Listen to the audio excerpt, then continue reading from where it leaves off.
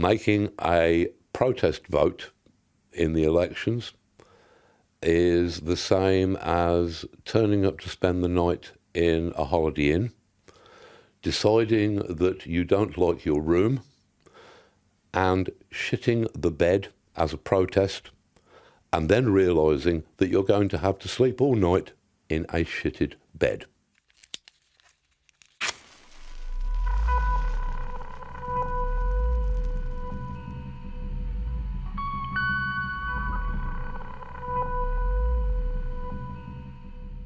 In July 2016, slightly more than half of the population, after being whipped up to a frenzy by a campaign of ridiculous disinformation, voted to leave the European Union.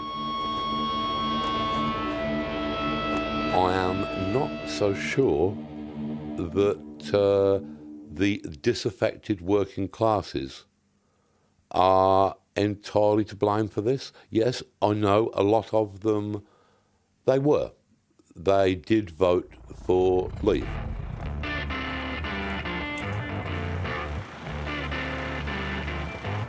And yet the narrative seems to be, oh, well, it's these working people who have voted for this.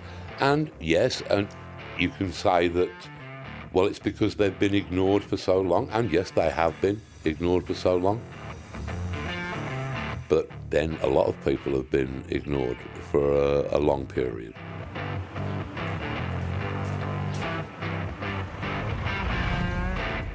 I tended to find that there were certainly as many middle-class voters who voted for leave. And I think that most of them, it was a protest vote. I know an awful lot of people who were suffering from buyer's remorse the morning after.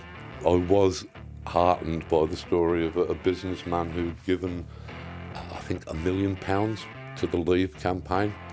And of course, on the morning of the 24th, the pound had crashed disastrously against the dollar, and he had had something like 49 million wiped off of the value of his company.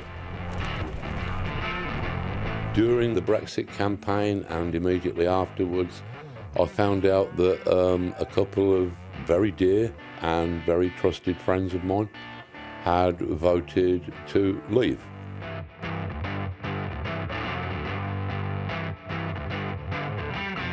This wouldn't have been due to the apparent borderline racism that I think also played a massive part in the Leave vote.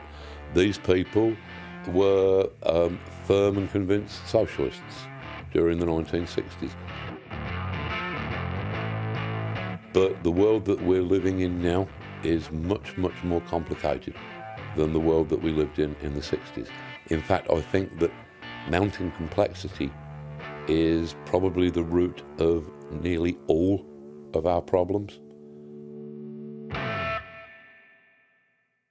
Technology accelerates everything.